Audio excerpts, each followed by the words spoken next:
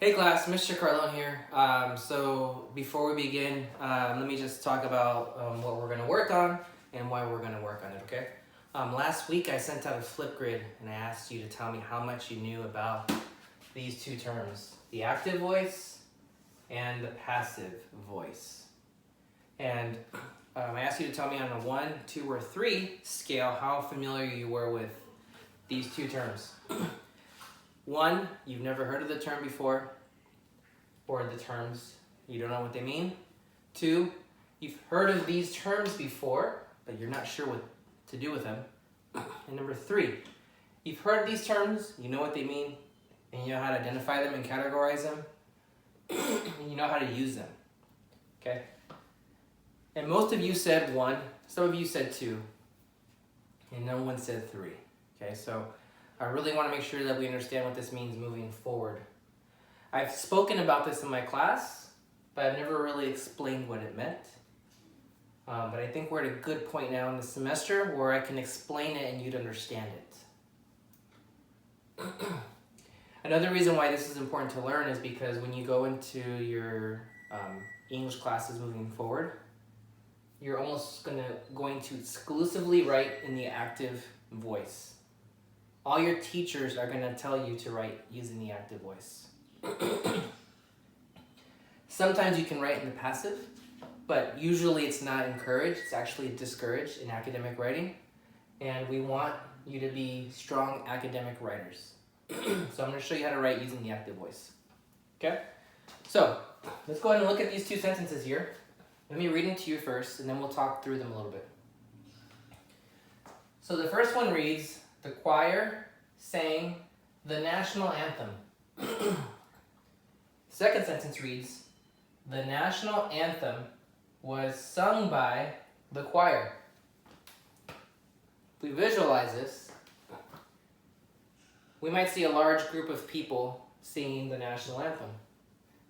Maybe they're in an auditorium, maybe they're in the gym, maybe they're on their football field or a concert hall. But this large group of people are singing the national anthem, okay? Now we're going to go ahead and kind of categorize these based on some of the grammatical characteristics. First thing I want to do for you here, let's go ahead and identify the verbs or the verb phrases, okay?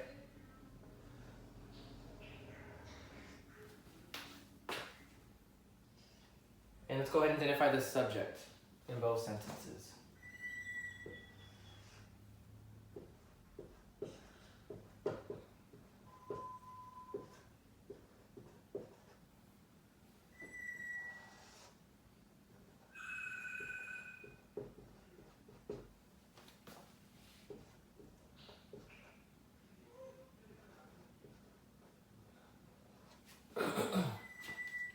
Okay, this is going to be a real quick strategy to use when you're looking at today's assignment and to look at your own writing as well, to make sure that you're writing in the active voice.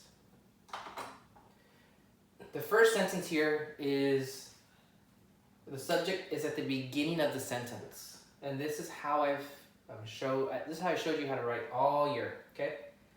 I showed you that you start your sentence with your subject, then your verb, then your complete idea. In the second sentence here, the subject doesn't change, but the location of the subject changes. When you compare this sentence and this sentence, the subject is at the beginning of the sentence, and this one, the subject is at the end of the sentence. Okay?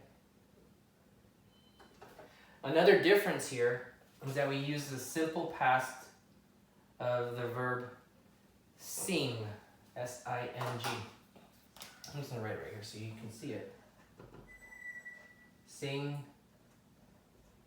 sang, sung. Okay? So this is the simple past of sing. Right. And this is the past participle. We actually see the past participle here.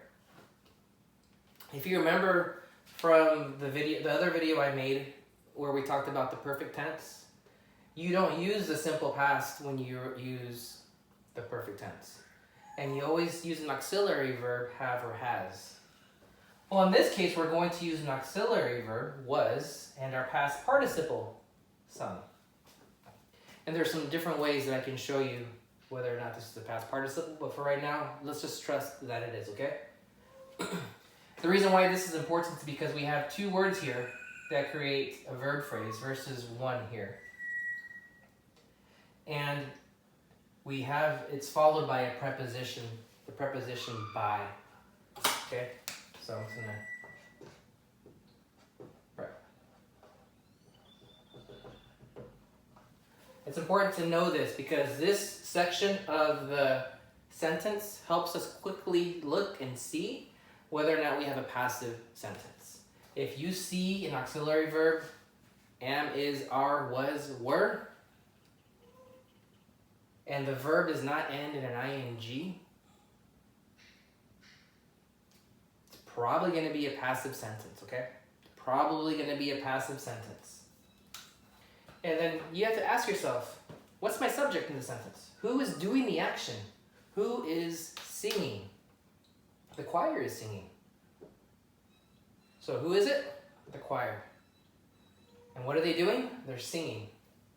Okay? So if you can answer those two questions and you can see that choir, the subject, is at the end of the sentence, chances are you have a passive sentence, okay? So those are some quick ways to quickly identify it, whether or not you have an active sentence or a passive sentence. I hope that helps you identify them, okay? Because we're going to use these strategies in our worksheet today. The first part of our worksheet will ask us to identify whether or not we have an active voice in our sentence, which simply means the subject is doing the action. The subject is at the beginning of our sentence. Or if we have a passive voice, which means the subject is not at the beginning of the sentence. And the verb phrase has the auxiliary verb right in front of the past participle. And the verb phrase is followed by the word by, okay? As long as you can identify those two things, you'll be pretty good, because part 2 of our worksheet is going to ask you to to change the active sentence. Sorry, let me rephrase that as another time. Part 2 of our worksheet is going to ask us to change the passive voice to the active voice. And this is how we do it. We simply look for the subject. We put the subject at the front. We use the past tense, and we move the object to the end of the sentence. Okay. So we're going to go from this to this. Okay. So I'm going to see you in just a second. I'm going to go set up my worksheet, and we'll look at the second part of this video in just a second. Also, if this seems to be confusing for you, please go back and review this video a few times. I promise you, the more you watch it, the more you're going to understand that the active voice starts like this, subject verb, and the passive voice does not. Okay? All right, see you in just a second.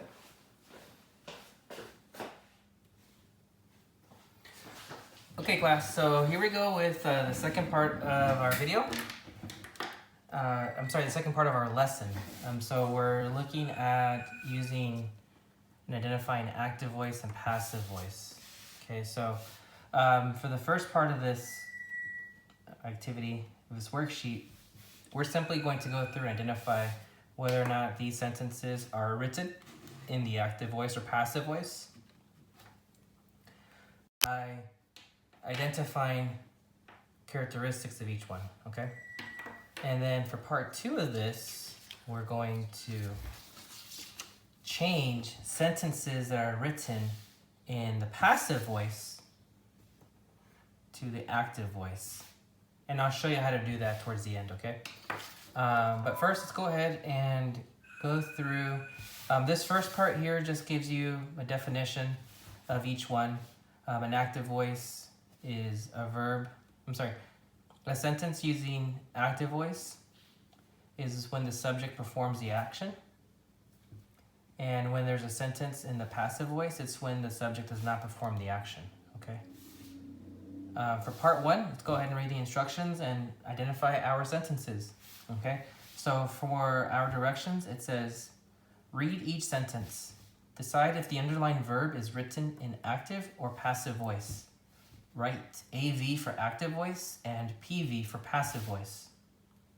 And we have an example given to us here. The sentence reads, William drove to school. Now, the word that's underlined is the verb, and it's drove. And if you see here, our subject is doing the action, but also our subject is at the beginning of the sentence. So this sentence starts with the subject and it does the action. So we would call this this sentence is in the active voice, okay? Now, let's go ahead and do a couple. And as we do these, just copy down what I'm doing so you understand what to do. And you can finish the rest on your own, okay? So number 1, the walls were painted by Jonathan. Now, right away, we need to see that this sentence is written in the passive because of this verb phrase here. We have an auxiliary verb and the past participle, okay? Were painted. That should be an automatic, but if it's not, you see this right here? This is a preposition, and then this is the subject. Who is doing the painting? Who painted the house? Jonathan did. So Jonathan is the subject. And as you can see, the subject is at the end of the sentence, not at the beginning of the sentence. If it was active, like in our example here, Jonathan should be at the beginning of the sentence. And the sentence would have read, Jonathan painted the walls. So this one is in passive voice. Now number 3, let's go to number 3. The clown created a monkey with a balloon. The word that is underlined is our verb. Now who is doing the action? Who is creating the monkey? Who created the monkey? Is it balloon or is it clown? It's clown, okay. Clown is our subject, followed by the verb. And as you can tell, it's not a verb phrase like in this one. Here there's 2 words, right? And here there's just 1. So this is our active voice. The subject does the action. Number 3, Shawn strummed a guitar. Now, I'm not sure if you guys know what strummed means, but it's like when you play a guitar. So, you know when you have the strings of a guitar and you see someone playing it, they're strumming the strings, okay? Or they're strumming the guitar. That's what strummed means. So, Shawn is the one that's playing the guitar, okay? Here's my subject.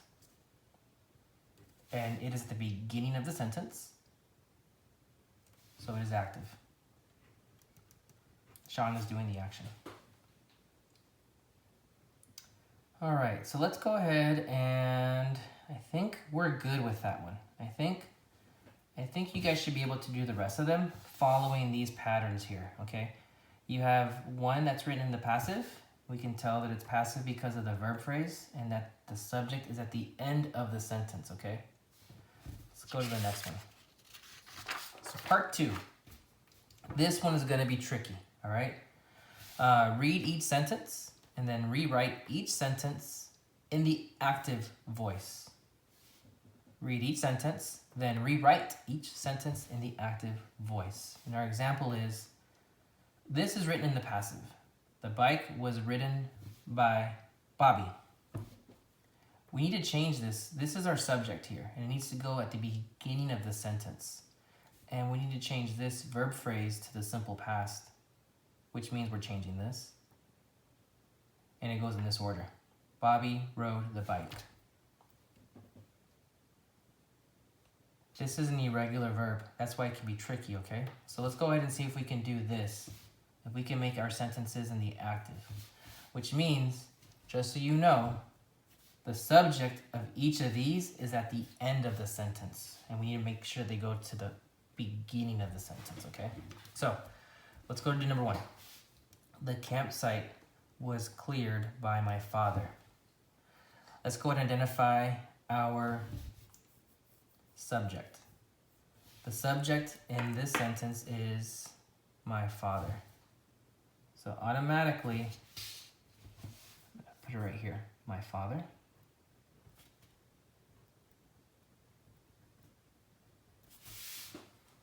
What did he do? He cleared the campsite, okay? So this is the first one. This is part one. This is my verb phrase. I'm just gonna circle it, just because I want you to see it. Okay, it's my verb phrase. And then this is my object. So this is number 2, and then this is number 3. My father cleared the campsite.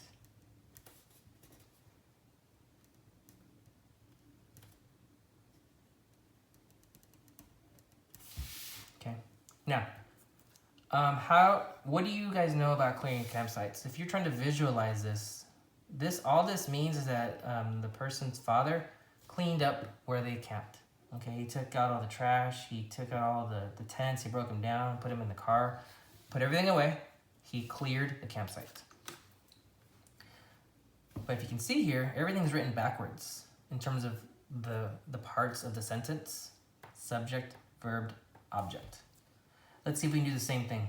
Oh, and remember, we're not going to include that preposition there. And we're going to change this to the simple past by removing the auxiliary. So number 2, my subject is Sal. Sorry. A stone was tossed by Sal. I'm going to get rid of the preposition. This is my verb phrase, but I'm going to get rid of toss. And then this is my object. So it goes 1, 2, 3. Sal tossed a stone.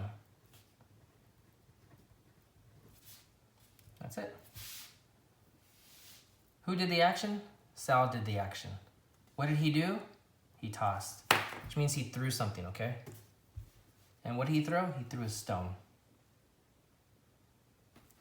Okay, I'm going to do number 4 for you guys because I want to make sure you can see this as well. Okay, because we have an irregular verb again. Okay, so my subject is Anita.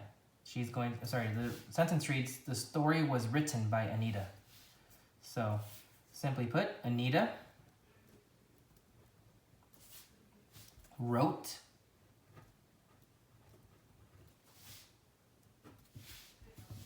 the story.